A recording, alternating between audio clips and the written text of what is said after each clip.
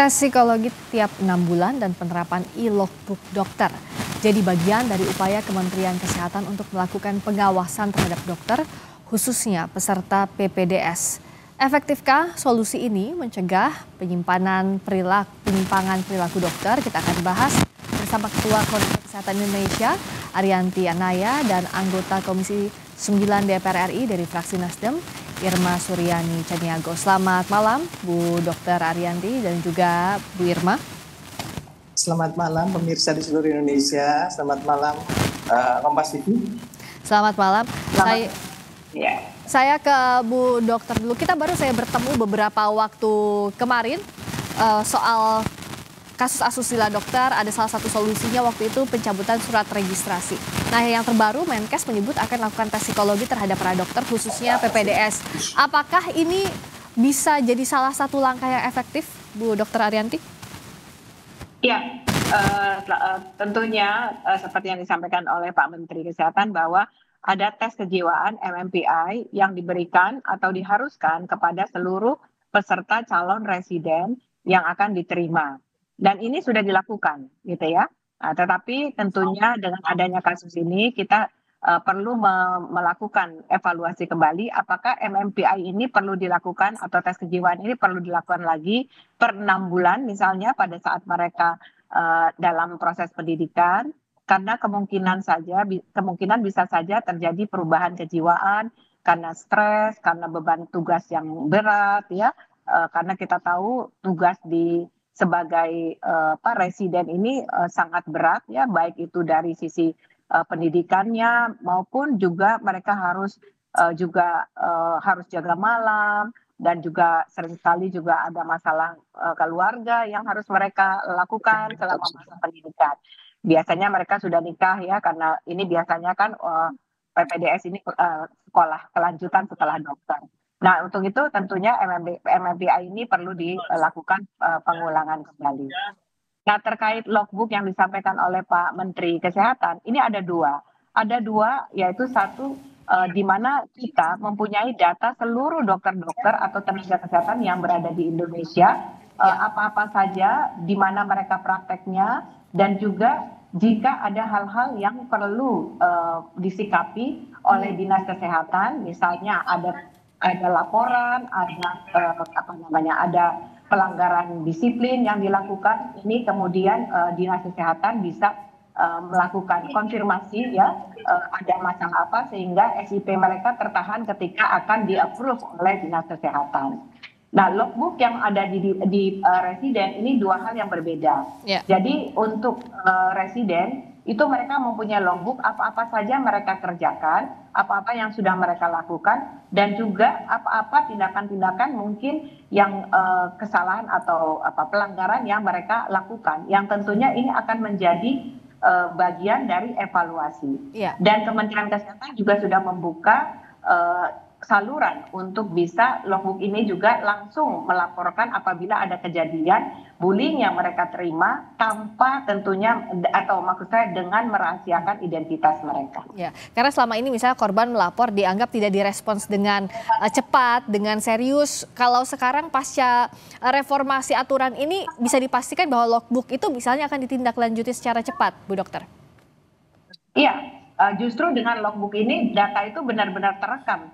Jadi otomatis dia kelog gitu ya. Seperti kalau kita mengajukan kredit card gitu, ini masuk blacklist ya, nggak pernah ada tagihan yang tidak terbayar. Nah, dia langsung kelog dengan by system. Makanya semuanya sudah by system seperti itu. Bu Irma melihat ini jadi solusi setidaknya yang bisa cepat dilakukan terkait banyaknya kasus misalnya asusila, juga bullying sesama dokter dengan logbook maupun tes kejiwaan berkala, apakah ini bisa jadi solusi yang baik, Bu Irma? Iya, saya kira kemarin kami sudah berjumpa Komisi 9 dengan Menteri Kesehatan, dan Komisi 9 sudah meminta Kementerian Kesehatan untuk berkoordinasi dengan Menteri Pendidikan dan Dikti ya, bahwa tata kelola sekolah kedokteran baik yang sekolah kedokteran umum maupun spesialis memang harus diperbaiki sehingga akses pelayanan masyarakat bisa lebih terjamin. Nah, yang kedua, sebagaimana yang disampaikan Menteri Pendidikan dan Menteri Kesehatan, tes kejiwaan secara berkala untuk dokter itu wajib dilakukan minimal 1 tahun sekali, atau setengah tahun atau 1 semester. Kenapa? Karena dokter-dokter juga manusia biasa yang punya beban. Ya, banyak sekali dokter yang juga praktek di banyak tempat.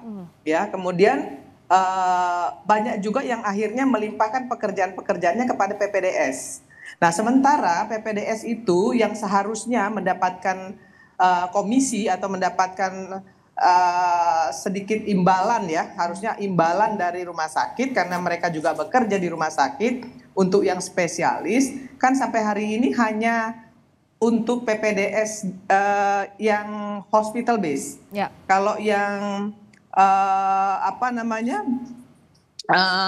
yang untuk dikti, yang untuk sekolah, ya, yang untuk swasta itu nggak di cover, belum di cover. Sehingga seharusnya seluruhnya di cover oleh rumah sakit, baik yang hospital base maupun yang kulit base.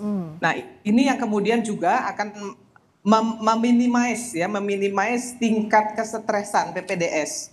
Ya. Karena kan PPDS yang bekerja di rumah sakit itu juga akhirnya mereka tidak bekerja, maka mereka tidak mendapatkan penghasilan. Dan ini harus dipikirkan oleh Menteri Kesehatan atau pemerintah. Nah, yang kedua, Menteri Kesehatan wajib juga menyampaikan kepada rumah sakit untuk bisa melakukan kontrak, bukan hanya Fakultas Kedokteran dengan rumah sakit, tapi juga dengan PPDS dengan rumah sakit. Sehingga code of conduct atau etik, ya, kode etik itu juga bisa menjadi kontrol sistem yang efektif bagi PPDS terhadap perilaku mereka. Dan kalau terjadi sesuatu, mereka bisa diberikan punishment sesuai dengan KUHP. Okay. Nah, itu yang lebih penting untuk dilakukan oleh Menteri Kesehatan, SEQ, pemerintah bersama-sama dengan Dikti dan Menteri Pendidikan. Saya kira begitu. Oke, usulan dari DPR tadi, Bu Dokter, apakah bisa paralel dilakukan dengan tadi yang disampaikan soal tes psikologi, juga soal logbook, itu beriringan berjalannya? Iya, itu menurut saya sudah searah, ya, kita dengan apa yang diminta oleh Komisi 9, dan kita paham gitu bahwa tadi menurut Bu Irma juga ada tekanan ekonomi gitu, ya, yang karena mereka jadi residen, kemudian mereka tidak praktek. Betul. Umumnya mereka sudah punya keluarga, ini kan jadi bertumbuk-tumbuk yang mengakibatkan stres, ya, apalagi kemudian mereka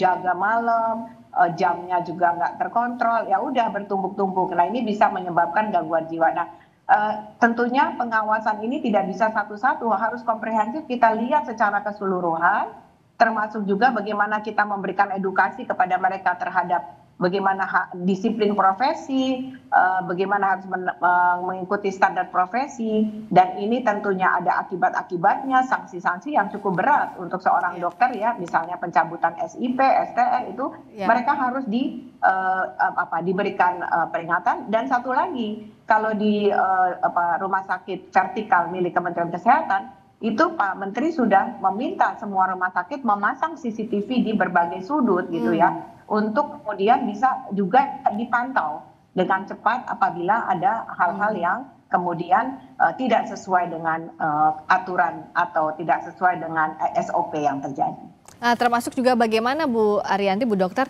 pada praktiknya misalnya dokter PPDS yang praktik tidak ada dokter konsulennya, padahal kan harusnya bukan dokter magangnya atau dokter residennya yang berpraktik. Apakah pengawasan sampai ke lini ini juga paralel dilakukan agar secara sistem betul-betul bersih dari atas sampai bawah? Iya, betul. Sebenarnya kita sudah mengetahui cukup banyak praktek di mana konsulennya itu tidak ada pada saat residen itu bekerja. Mereka justru dilakukan pembinaannya oleh senior, yang harusnya tidak boleh gitu, ya. Harusnya konsulennya ada di situ. Mereka belajar dengan para konsulennya, bukan dengan seniornya gitu kan. Sehingga kemudian juga yang mereka menyampaikan bahwa kita juga bahkan nggak pernah tahu disuruh ngapain. Pokoknya kalau seniornya begini, ya berarti yang benar seperti itu gitu. Itu kan nggak benar. Nah, di rumah sakit vertikal itu ada absen untuk misalnya di ruang operasi apa semua ada face recognition. Jadi mereka si konsulen kalau memang ada, ya kelihatan. Tapi kalau dia meninggalkan ruang ruang operasi itu sebelum waktunya, kemudian ditinggalkan ke senior, itu juga bisa terpantau karena ada face recognition seperti itu. Ya, Bu Irma, pengawasan seperti ini juga kan harus sangat ketat, apalagi kalau bicara soal praktik dokter itu terkait dengan nyawa pasien. Nah, untuk mendisiplinkan ini apa juga yang bisa dilakukan, Bu Irma?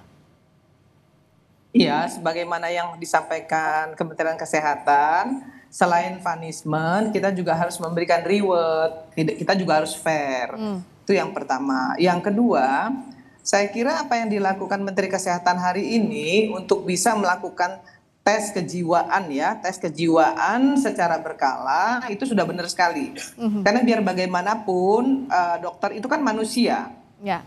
Dan yang ketiga, kalau bicara soal sekolah kedokteran kan sudah disepakati bahwa sekolah kedokteran tidak boleh mahal. Yang kedua, tidak boleh mempersulit anak-anak yang ingin menjadi dokter seperti yang selama ini terjadi. Ya, kalau sudah lulus dari fakultasnya, maka jangan sampai uji kompetensi itu dilakukan berkali-kali sampai 10 kali baru lulus. Itu kan juga nggak benar gitu. Sementara kita butuh banyak dokter. Tetapi Dikti juga harus tahu diri, jangan juga kemudian memberikan izin sekolah kedokteran, mengobral izin sehingga lulusan kedokteran di Indonesia itu banyak yang abal-abal juga. Nah, ini kan juga harus menjadi perhatian Kementerian Kesehatan untuk bisa bekerja sama Dikti agar dokter-dokter yang lulus dari Indonesia itu bisa betul-betul dokter-dokter yang bukan dokter-dokter abal-abal lah. Yang berkualitas begitu ya? Lagi di jalan. Iya. Nah, kalau dari Bu Ariyanti, soal tadi tes kejiwaan misalnya, MMPI itu bisa dijelaskan apa saja bentuk tesnya dan bagaimana tes ini bisa mengecek bagaimana kondisi kejiwaan dokter secara berkala dan ini bisa jadi tes yang efektif. Iya. MMPI itu tes kejiwaan seperti psikotes gitu ya, dan itu juga tidak semua rumah sakit bisa melakukan. Jadi ada rumah sakit tertentu yang bisa melakukan. Jadi itu seperti tes yang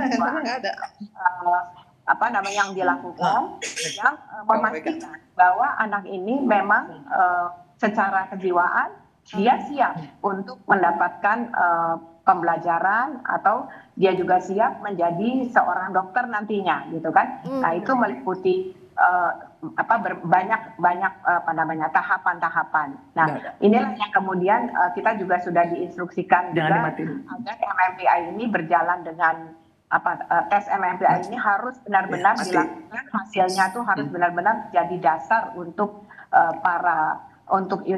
institusi pendidikan baik itu yang university based maupun hospital based untuk menerima para anak didik nantinya.